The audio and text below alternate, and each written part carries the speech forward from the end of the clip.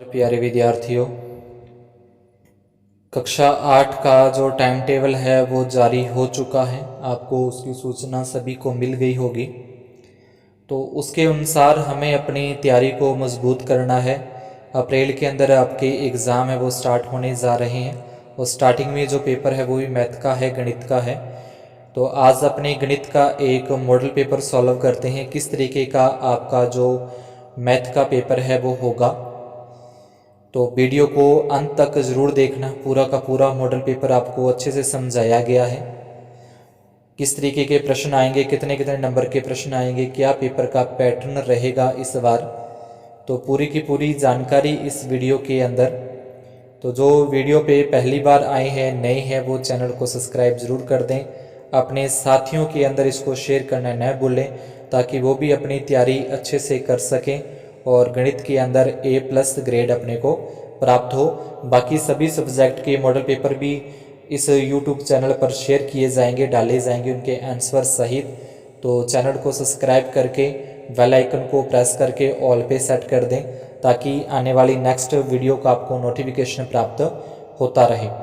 तो चलिए स्टार्ट करते हैं अपनी आज की क्लास को, जिसमें अपने ऊपर लिखा हुआ है प्रारंभिक शिक्षा पूर्णतः प्रमाण पत्र परीक्षा है 21-22 की विषय गणित कक्षा 8। अपना समय रहेगा 2 घंटे और 30 मिनट का। 80 नंबर का अपना पेपर होगा। सभी प्रश्न करने अनिवार्य है और जो खंड अपना ए स्टार्ट होता है जिसमें वस्तुनिष्ठ प्रश्न है और प्रत्येक ये प्रश्न 1 नंबर का होगा अपना। तो स्टार्ट देखें। निम्न वस्तुनिष्ठ प्रश्नों के उत्तर दीजिए। तो पहला अपना है कि A/B का जोजिया प्रतिलोम क्या है। तो जोजिया प्रतिलोम होता है माइनस के अंदर जो संख्या होगी, तो ये अपना जोजिया प्रतिलोम माइनस का A/B होगा। उसके बाद है सेकंड पॉइंट है 3x बराबर 21 में x का मान अपने को बताना है कि 3x बराबर 21 में x का मान क्या होगा। तो x का मान निकालने के लिए अपने को जो 21 के बटे में आ जाएंगे 3, 21 में 3 का भाग देंगे तो अपना आंसर होगा 7। उसके बाद है रैखिक समीकरण में चर की अधिकतम घात। तो रैखिक समीकरण की जो अधिकतम घात होती है वो 1 होती है। 2 घात वाले को द्विघात बोलते हैं और रैखिक समीकरण की जो घात वो 1 होती है। चौथा प्रश्न है चतुर्भुज के आमने सामने के बिंदुओं को मिलाने वाली रेखा को कहते हैं। जैसे ये अपना मान लो कि इस तरीके का चतुर्भुज है, तो इसमें आमने सामने के ये बिंदु हो गया और ये बिंदु, इसको जो मिलाने वाली रेखा है उसको क्या कहते हैं, तो उसको बोलते हैं विकर्ण। इसके बाद है पांचवा प्रश्न है अपना समांतर चतुर्भुज के सम्मुख भुजाएं होती हैं। तो जो समांतर चतुर्भुज है उसकी सम्मुख भुजाएं और उसके सम्मुख कोण, सम्मुख का मतलब आमने सामने की भुजाएं और आमने सामने कोण है वो होते हैं बराबर। तो अपना इसमें आ जाएगा D नंबर।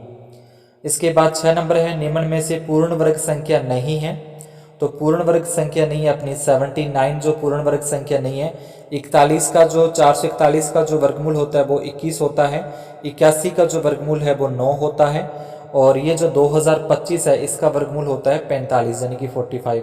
तो इन सभी की वर्गमूल संख्याएं होती हैं। 79 का 79 का इसका नहीं होता, तो ये पूर्ण वर्ग संख्या नहीं है। इसके बाद 7वां है निम्न में से किस संख्या का वर्ग संख्या के अंत में 1 आएगा। यानी कि वर्ग करने पर अंत में 1 किसमें आएगा। तो अगर अपने 9 का वर्ग करते हैं, इस 9 का अगर अपने वर्ग करेंगे तो 9 का वर्ग करने पर 81 आता है, तो लास्ट में इसका अंक क्या आ जाएगा, 1 आ जाएगा। अगर 82 का अपने वर्ग करते हैं, 82 का जो इकाई का अंक है यहाँ पे, तो इकाई का अंक 2 है, 2 का वर्ग करेंगे तो अपना हो जाएगा 4। और यहाँ पे 7 है इकाई का अंक, तो 7 का वर्ग करें तो 7 का वर्ग करने पर आता है 49, तो इसमें इकाई का अंक 9 आता है। यहाँ पे D नंबर के अंदर इकाई का अंक 3 है, तो 3 का वर्ग करने पर आता है 9। तो इसने कहा है कि इसमें 1 आएगा, तो अपना आंसर हो जाएगा A नंबर। 8वां प्रश्न है कि 120 का 80% होगा। तो 120 का अपने को 80% निकालना है, तो 120 गुना 80 और बटे में अपने आता है यहाँ पे 100% का निशान हटाते हैं तो 1 0 से 1 0 कट जाएगी, दूसरी 0 से दूसरी 0 कटेगी। 12 को 8 से गुना कर देंगे तो 12 8 हो जाएगा 96, जो कि C नंबर अपना सही है। इसके बाद आगे देखें 9वां प्रश्न है त्रिभुज के तीनों कोणों का योग होता है। तो त्रिभुज के तीनों कोणों का योग होता है 180। मूल बिंदु के निर्देशांक, तो मूल बिंदु के निर्देशांक होते हैं 0 0।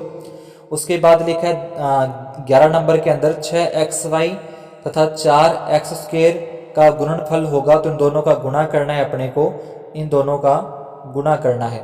तो 6 को 4 से गुणा करें, 6 चौका हो जाएंगे 24, ठीक है। और उसके बाद x को x की घात 2 से गुणा करें, x की घात 3 आ जाएगी, फिर y का y, तो ये जो a नंबर है वो अपना सही उत्तर आ जाएगा। इसके बाद 12वीं के अंदर इन सभी का अपने को गुणा करनी है। तो गुणा करने पर देखें 5 कितनी बार आ रहा है, 4 बार आ रहा है। 6 ने की ये जो संख्या है वो क्या हो रही है, 4 बार लिखी हुई है, तो ये आ जाएगा अपने बी वाला ऑप्शन, 5/6 की घात आ जाएगी 4। इसके बाद है अपना 13वां प्रश्न है, a माइनस बी की होल स्क्वायर का सूत्र अपने को बताना है। तो a माइनस बी जो इसका होल स्क्वायर का सूत्र है वो अपना आ जाएगा a² माइनस 2ab और प्लस में b²। और अगर यहाँ पे बीच में प्लस का निशान लगा होता तो फिर ये अपने प्लस वाला फिर ये होता, ठीक है। माइनस वाला है तो a² plus b² minus 2ab जो अपनी सरसमीका है वो आ जाएगी।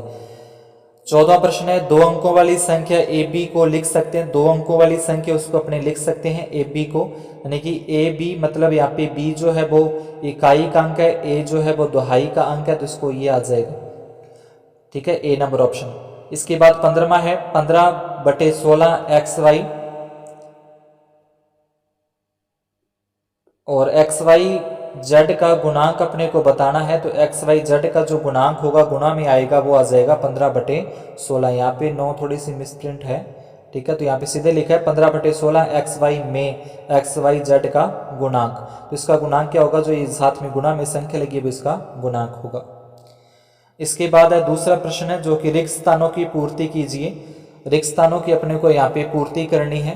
तो समीकरण में सदैव बराबर का चिन्ह अपने लगाते हैं दोनों को बराबर करने के लिए। और उसके बाद दूसरा खाली स्थान है, वर्ग संख्याओं के अंत में शून्यों की संख्या केवल सम होती है, तो यहाँ पे सेकंड में आ जाएगा सम। ब्याज का संयोजन होने पर ब्याज का संयोजन डैश होने पर ब्याज की दर आधी हो जाती है। तो ब्याज की दर आधी कब होती है, जब अर्धवार्षिक संयोजन होता है। ब्याज अर्धवार्षिक, तो खाली स्थान में आ जाएगा अर्धवार्षिक होने पर। चौथा जो सवाल उसमें लिखा है 2/8 x की घात 4 में x की घात 4 का गुणांक क्या है। तो 4 का जो गुणांक अपने से पूछता है, जैसे अपने ऊपर बताया था मैंने, ये उसी तरीके से आ जाएगा 2/8 आ जाएगा। और इसमें लिखना है अर्धवार्षिक, लिखना है कि अर्धवार्षिक होता है। उसके बाद है 5वां, किसी संख्या में इकाई का अंक 0 हो तो वह संख्या किससे विभाज्य होगी, तो वो 10 से विभाज्य होगी। इसके बाद अपने अगले प्रश्न आते हैं, जैसे 2-2 नंबर का है, 3 नंबर प्रश्न से स्टार्ट होते हैं। 2-2 प्रश्नों के 2-2 नंबरों के ये सारे के सारे प्रश्न हैं। ये आगे मैं आपको करवा रहा हूँ, एक कॉपी पे करवा रहा हूँ, तो कॉपी पे आप उसको समझते हैं अपने। और अगर जिसको सीधे यहाँ से आते हैं करने तो वो सीधे यहाँ से कर सकता है। तीसरे प्रश्न से लेकर और अपने 13 नंबर प्रश्न तक है वो 2-2 नंबर के हैं। उसके बाद 14वें प्रश्न से लेकर और 19वें प्रश्न तक 3-3 नंबरों के प्रश्न आएंगे। और इसके बाद अगले अपने प्रश्न संख्या 20 से लेकर और प्रश्न संख्या 24 तक जो है वो 4-4 नंबरों के प्रश्न होंगे। इसके बाद अगले अपने नेक्स्ट वीडियो में करेंगे जो इसका मॉडल पेपर क्या है, दूसरा, ठीक है। इस तरीके से सभी विषयों के अपने पास मॉडल पेपर हैं, तो इन सभी विषयों के मॉडल पेपरों को अपने बारी बारी से हल करेंगे। जुड़े रहिए, बने रहिए अपने इस क्लास के साथ। आगे अपने करते हैं बचे हुए सवालों को एक कॉपी पर। प्रश्न संख्या 3 से अपने आगे के जो सवाल हैं वो थोड़े बड़े हैं, 2-2 नंबरों के करेंगे। इसके बाद 3 नंबरों का प्रश्न और इसके बाद फिर 4 नंबरों के प्रश्न हैं। तो ये प्रश्न संख्या अपनी 3 से स्टार्ट होती है, जिसमें लिखा है कि सरल कीजिए। ये अपने को प्रश्न दे रखा है 16 की घात -1 गुणा 5 की घात 3 और बटे में 2 की घात है -4। तो जब माइनस के अंदर घात लगी होती है, जब ऊपर घात माइनस की लगी हो तो उसको पहले अपने प्लस की करते हैं, धनात्मक करते हैं। तो घात को धनात्मक करने के लिए अगर वो अंश में है तो उसको हर में लिख देते हैं, अगर वो हर में है तो उसको अंश में लिख देते हैं।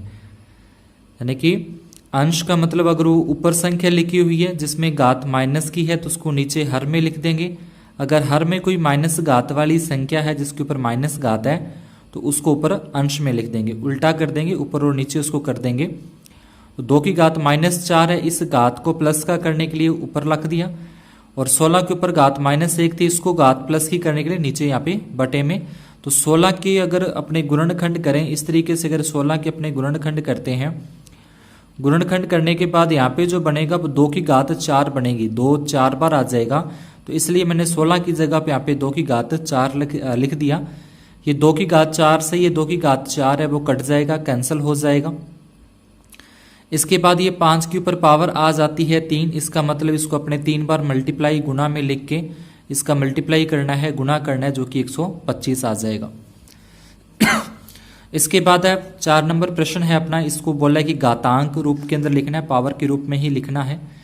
तो इनका जो ये आधार आप देख रहे हो इसको आधार बोलते हैं, इसको घात बोलते हैं। तो आधार यानी कि बेस जो है वो एक जैसा है, समान है, तो सभी का जो बेस है वो इक्वल आ रहा है, सेम आ रहा है, और ऊपर जो इनकी पावर है उनके ऊपर जो घात लगी हुई है वो भी एक अलग अलग आ रही है।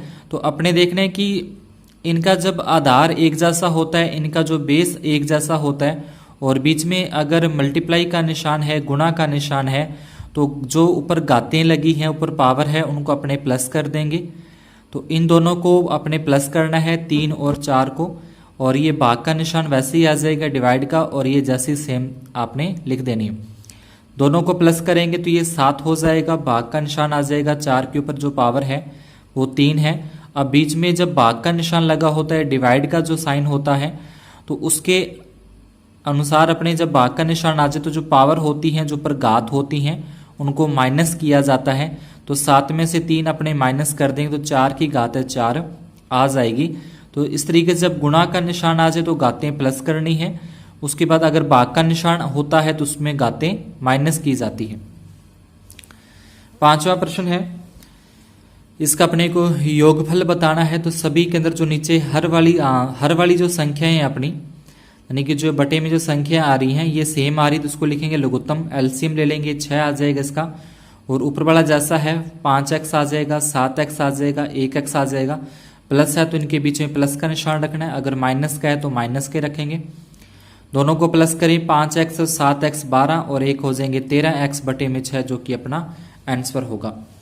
इसके बाद है 6 नंबर प्रश्न है, प्रत्येक जब अपने सवाल पूरा हो जाता है तो उसके बाद 2-3 लाइनें अपने खाली छोड़ने के बाद अगला सवाल अपने को स्टार्ट करना होता है।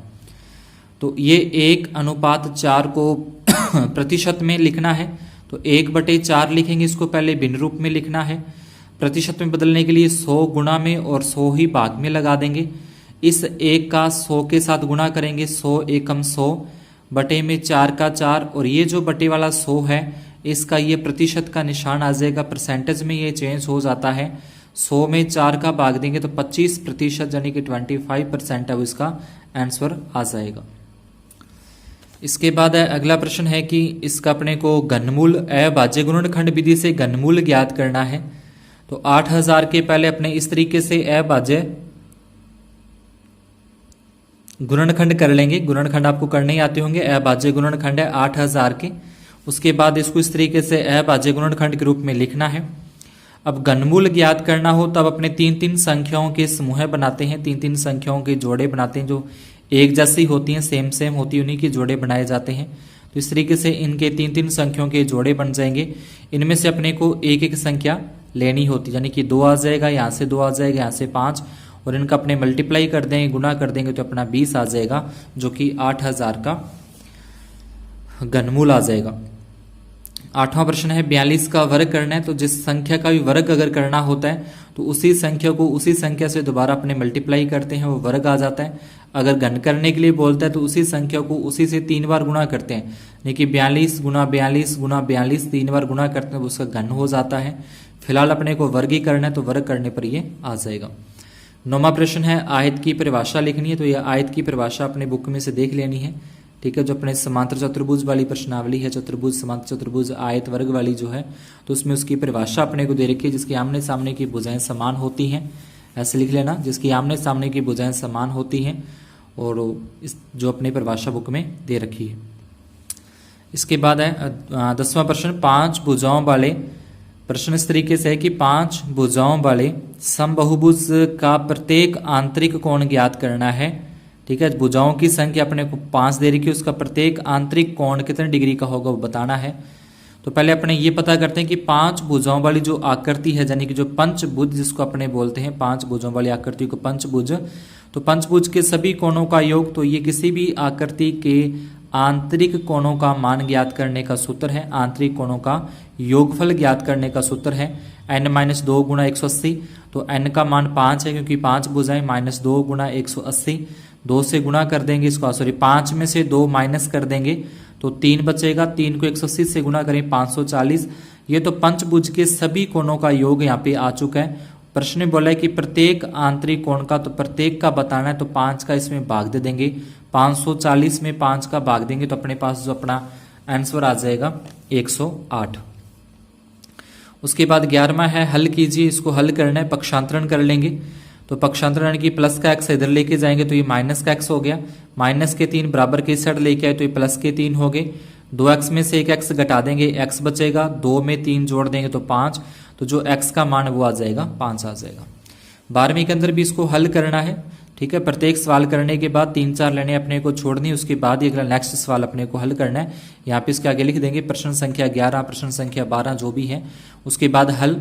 तो ये अपना आ जाएगा सवाल है। अब इसमें चाहो तो आप पहले सीधे ही गुणा कर लो इसको, 2 को 4 से गुणा करें, 8, 8 6 48 हो गया और 16 3 48 हो जाएगा। तो 48 से 48 कट जाएगा और 1/5 बचेगा। या फिर जैसे इसको काट लो, पहले 3 एकम 3 और 3 दूनी 6 ये कट जाएगा, 4 एकम 4 और 4 चौके 16 ये कट जाएगा। तो इस तरीके से कट जाता है। ये माइनस का 2 बचा, ये 3 कट गया, इसकी जगह पे 1 आ गया। 4 एकम 4 काटा था और बटे में 5, ये 3 के पाड़े से 6 कट गया 2 तक, तो यहाँ पे 2 लिख दिया। ये 4 के पाड़े 16 कट गया 4 तक, इसलिए यहाँ पे 4 लिख दिया। इसके बाद ये यहाँ से 2 को 2 से गुणा करें, माइनस के 4 और बटे में है 5 गुणा में 4, ये 4 से ये 4 कट जाएगा फिर, तो यहाँ बचता है माइनस का 1 और बटे में 5। इसके बाद 13वां प्रश्न है, ऐसी 5 परिमेय संख्याएं जो 2 से छोटी हों। तो 2 से छोटी होने का मतलब ऐसी संख्या 2 से छोटी हैं, तो 1, -1, -2, -3, -4 ये हो जाएंगी 2 से छोटी। यहाँ पे बोल रहा है कि -2 से छोटी, तो -2 से छोटी बोलेगा तो ये सारी की सारी संख्याएं क्या है, -2 से छोटी हैं। ये संख्या माइनस में जितनी आगे जाएंगी वो उतनी ही छोटी होती जाती हैं, तो ये अपना आंसर आ जाएगा। इसके बाद प्रश्न संख्या 14 है, इसको अपने सही करके यानी कि विस्तारित रूप के अंदर इसको लिखना है। तो 3.02 गुणा 10 की घात -6, तो जब घात माइनस में लगी होती है उसको प्लस का करने के लिए अपने बटे में लिखते हैं। 6 घात है इसलिए अपने यहाँ पे 6 जीरो में लगा देंगे। ये 2 संख्या छोड़ के पॉइंट हटाएंगे, 2 जीरो में और बढ़ जाएंगे, तो इस तरीके से इसका ये हल आ जाएगा। इसको इस तरीके से अपने लिख देंगे। प्रश्न संख्या 15 से अपने इसके बाद ये 3-3 नंबरों के प्रश्न शुरू होते हैं। प्रत्येक प्रश्न है वो 3 नंबर का है। तो 8x - 3/3x बराबर 2 को अपने हल करना है। तो पहले तो इस जो भाग वाली 3x है, बटे में 3x है, भाग में है वो इसके गुणा में चले जाएंगे, यानी कि 2 गुणा 3 गुणा करेंगे तो ये हो जाएगा 6x। 8 - 3 का 8 - 3 आएगा, ये प्लस के 6x इधर लेके आएंगे तो ये माइनस के 6x हो जाएंगे, माइनस का 3 इधर लेके आएंगे तो ये प्लस का 3 हो जाएगा। 8x में से 6x घटाते हैं तो 2x बचेंगे और बराबर में 3, और ये 2 जो गुणा वाली संख्या वो इसके भाग में आ जाएगी, तो अपना जो उत्तर है वो आ जाएगा 3/2। इसके बाद 16वां है जिसमें समांतर चतुर्भुज के अंदर अपने को XYZ जो ये कोण है XYZ इनका मान बताना है कितना होगा। तो समांतर चतुर्भुज के अंदर अपने को याद रखना है कि हम जानते हैं कि समांतर चतुर्भुज के आमने सामने के कोणों की माप समान होती है। बी के जो सामने वाला तिरछा देखना है सामने वाला, ये दोनों कोणों की माप समान होगी। ये 100 डिग्री का है तो ये भी 100 डिग्री का होगा, ये x है तो ये भी x होगा, यानी कि दोनों क्या होते हैं, आमने सामने वाले कोणों की माप है वो समान होती है। तो इस तरीके से इसको अपने लिख देंगे। इसके बाद लिखना है, अब चतुर्भुज के चारों आंतरिक कोणों का योगफल 360 होता है, त्रिभुज के तीनों कोणों का योग 180 होता है, चतुर्भुज के चारों कोणों का योग 360 डिग्री होता है, पंचभुज के पांचों कोणों का योग है वो 540 होता है। तो चतुर्भुज है, चतुर्भुज के चारों कोण जो अपने को दे रखे हैं प्रश्न में वो लिख देंगे। z की जगह पे x रख देंगे, 100 डिग्री का 100 डिग्री, x का x आ गया, y की जगह पे भी 100 डिग्री और बराबर में 360, x और x जोड़ देंगे 2x होते हैं, 100 में 100 प्लस कर देंगे 200 डिग्री हो जाएगा, बराबर में 360 डिग्री, प्लस का 200 डिग्री है इस तरफ लेके आएंगे तो माइनस का 200 हो जाएगा, 360 में से 200 घटा देंगे तो 160 डिग्री आ जाएगा और बटे में ही आ जाएगा ये गुना वाली संख्या 2 इसके भाग में भाग देंगे तो 80 डिग्री है वो x का मान आ जाएगा और z का भी फिर 80 डिग्री ही होगा। इसके आगे है 17वां प्रश्न है, वह छोटी से छोटी पूर्ण संख्या ज्ञात कीजिए जिससे 252 को गुणा करने पर यह पूर्ण वर्ग संख्या बन जाए। तो सबसे पहले अपने को 252 के अभाज्य गुणनखंड करने हैं। इस तरीके से अभाज्य गुणनखंड अपने कर लेंगे। फिर 252 के अभाज्य गुणनखंड जो आए उसको लिखा। तो यहाँ पे अपने देख रहे हैं कि 7 का जोड़ा है वो पूरा नहीं बन रहा, तो वर्गमूल निकालने के लिए दो संख्याओं के जोड़े बनने जरूरी होते हैं, फिर ही अपने वर्गमूल ज्ञात कर सकते हैं। तो यहाँ पे 7 का जोड़ा नहीं बन रहा, तो यह पूर्ण वर्ग संख्या नहीं है क्योंकि इसमें 7 का युग्म नहीं बन रहा। अतः 252 को पूर्ण वर्ग संख्या बनाने के लिए 7 से गुणा करना होगा। उस प्रश्न में पूछा ना किस वैसे छोटी संख्या ज्ञात करने से गुणा करने पर पूर्ण वर्ग बन जाए, तो 7 से गुणा करने पर ये पूर्ण वर्ग बन जाएगा। इसके बाद इसको इस तरीके से हल करके अपने लिख देंगे। 18वां है, अभाज्य गुणनखंड विधि से 512 का घनमूल ज्ञात करना है। तो पीछे शुरू के अंदर जैसे अपने 8000 का घनमूल निकाला था, 512 के पहले अपने अभाज्य गुणनखंड कर लेंगे। इस तरीके से अभाज्य गुणनखंड करने के बाद यहाँ पे लिखना है जो भी इसके अभाज्य गुणनखंड आते हैं, घनमूल निकालना है। 3-3 संख्याओं के जोड़े बनते हैं, 3-3 संख्याओं के जोड़े बनाने के बाद इसमें से एक एक संख्या लेके उनका आपस में मल्टीप्लाई कर देंगे तो अपना आंसर आ जाएगा 8। इसके बाद है प्रश्न संख्या 19 है। तो इसमें ए और बी का मान बताना है कि ए की जगह पे क्या आएगा और बी की जगह पे क्या आएगा। तो यहाँ पे 5 में अपने कितने जोड़ें कि 2 आ जाए, तो 2 तो सीधा तो नहीं आता, लेकिन अगर यहाँ पे मैं 7 लगा दूं, ए की जगह पे 7, तो 7 में 5 जोड़ेंगे 12, तो 12 का यहाँ पे 2 आ जाएगा, एक हासिल आ जाएगी। 3 में 2 जोड़ेंगे 5 और एक हासिल, तो यहाँ पे आ जाएगा 6। तो इसको इस तरीके से अपने सॉल्व कर लेंगे। यहाँ पे 7 रख देंगे ए की जगह पे, यहाँ पे अपने आप ही 6 आ जाएगा। तो यहाँ से ए और बी के मान अपने को बताने हैं। इसके बाद जो अपने बचे हुए प्रश्न है वो सारे होंगे 4-4 नंबरों के होंगे, 20 से लेकर आगे 24 तक। तो स्कूटर इसके अंदर बोला है कि स्कूटर खरीदा है किसी ने 42,000 रुपए में, और अगले साल क्या हुआ कि स्कूटर के मूल्य में 8% की कमी होगी, अवमूल्यन हो गया। तो अब पूछ रहा है कि उसका स्कूटर का मूल्य अब कितना है 1 साल के बाद। तो स्कूटर खरीदा है उसने 42,000 में, अवमूल्यन मतलब स्कूटर के मूल्य में होगी कमी, अवमूल्यन को बोलते हैं 8% की दर से। 1 वर्ष बाद स्कूटर का मूल्य, तो ये स्कूटर का मूल्य गुना 1 माइनस दर बटे 100। ये माइनस का निशान हम इसलिए लगा रहे हैं क्योंकि उसकी दर में कमी हो रही है, मूल्य में कमी हो रही है, तो इसलिए माइनस और ऊपर आ जाएगा समय। स्कूटर का मूल्य है 42,000 गुना 1 माइनस दर का मान है 8 और बटे में 100। ये 42,000 का 42,000 आ जाएगा। 100 को 1 से गुणा करेंगे, 100 एकम 100, इसमें से 8 माइनस कर देंगे, 100 में से 8 माइनस करेंगे 92 और बटे में 100। ये 2 जीरो से ये 2 जीरो में कट जाएंगे। 420 गुना में 92 आ जाएगा। 420 को 92 से गुना करेंगे 38,640, यानी कि जो 42,000 रुपए का स्कूटर था वो 1 साल के बाद मूल्य में कमी होगी, तो 38,640 रुपए का रह गया, तो इसका ये मूल्य आ जाएगा। इसके बाद है 21वां प्रश्न है, राहुल और हारून की वर्तमान आयु में अनुपात अपने को दे रखा है 5:7 का। 4 वर्ष बाद उनकी आयु का योग 56 वर्ष हो जाएगा। तो दोनों की वर्तमान आयु अपने को बतानी है। तो पहले लिखेंगे हल। माना कि राहुल की वर्तमान आयु 5 वर्ष हो जाएगी, 5:7 है तो 5x हो जाएगी और ये 7x हो जाएगी।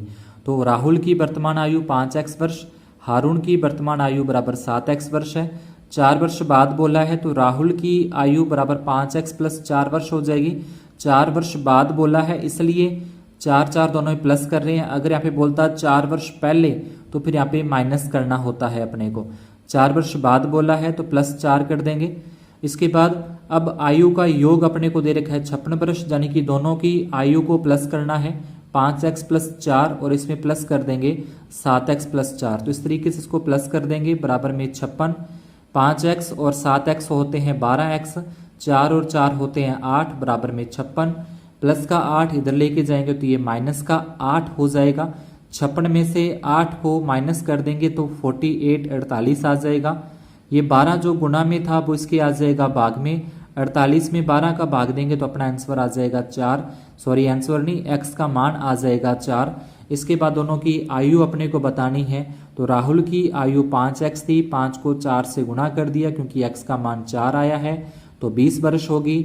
हारून की वर्तमान आयु 7x है तो 7 को 4 से गुणा कर देंगे तो 28 वर्ष हो जाएगा। इसके बाद 22 नंबर सवाल है, इसको सरल करना है, हल करना है, सरल करना है।